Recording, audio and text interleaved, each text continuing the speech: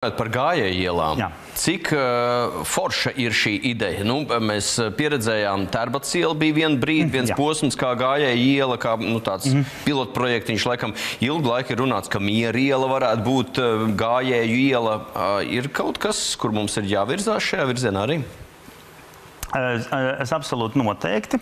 Bet atkal mums ir jābūt sabalansētiem tajā pilsētā, jo ir tā reizēm tas runas, ka gājienu, autovadītāji tur tādi, bet pilsēta savā ziņā ir tas, tā kā orķestrs, ir daudz ties dalībnieki un spēlētāji, jo tās pašas ielas, pa kurām brauc automašīnas, brauc arī sabiedriskais transports, brauc arī ātrā palīdzība, policija, piegādes, un tā pilsētā ir jācirkulē tās ielas, ir tās artērijas.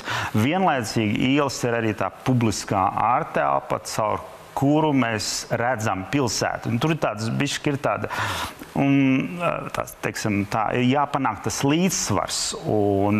Bet Tērbats iela, principā, viņa būtu tāds vieglākais solis, ko mēs varētu iesākt, bet, sākam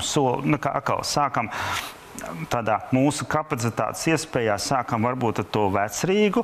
Tērbats iela, es domāju, viņa nonāks diezgan drīz arī uzmanības lokā. Un arī līdzīgi arī būs, tagad iesākam jau darbu pie izpētes pa Brīvības alei. Tā zona no Brīvības pieminekļa un līdz Elizabetes ielas krustojumam. Un, teiksim, ja tur ir tā aleja pa vidu, un tur uz Elizabetes ielas tur redzēt tos krustojums, kur tur īsti netiek cauri.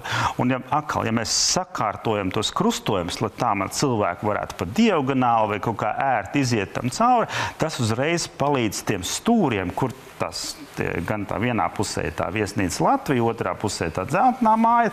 Viņi sāk jau kaut kā darboties līdzīgi pie Rāņa bulvāra. Un tad arī tās publiskās ārtelpas tur rodās tad ērtāks krustojums. Kas tur būs tagad? Kas ir plānos izdarīt tur? Šobrīd notiek tāda izpēta, ko tur varētu darīt, bet tas mērķis būtu tāds, lai panāktu ērtu gājēju iziešanu caur tiem diezgan tādiem krustojumiem, kas šobrīd diezgan komplicēti.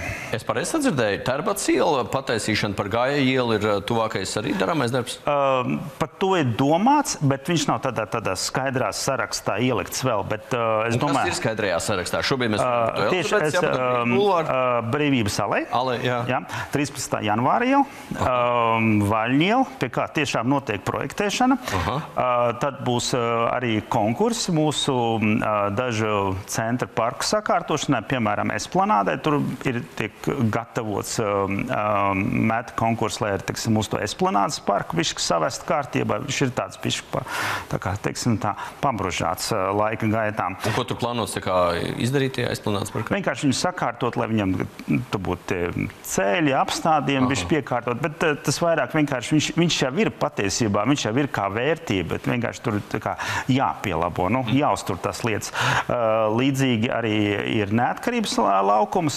Kādreiz tas bija tas Jēkaba laukums, bet tas ir tur, kur starp Latvijas banku un Arsenālu un tur tas Pulmaņu viesnīca tāda un Valdemāra iela. Un, ja skatāmies kontekstā, teiksim, ar tuvākos gados ir jāremontē tas Vanša tilts, un ja pie reizes mēs varam arī sakārtot to bišķi piekārtot un savest kārtībā to Neatkarības laukumu, un tur būs Arsenāls. Es domāju, tur arī veidosies tiešām tāda forša vieta, kur šobrīd ir, varbūt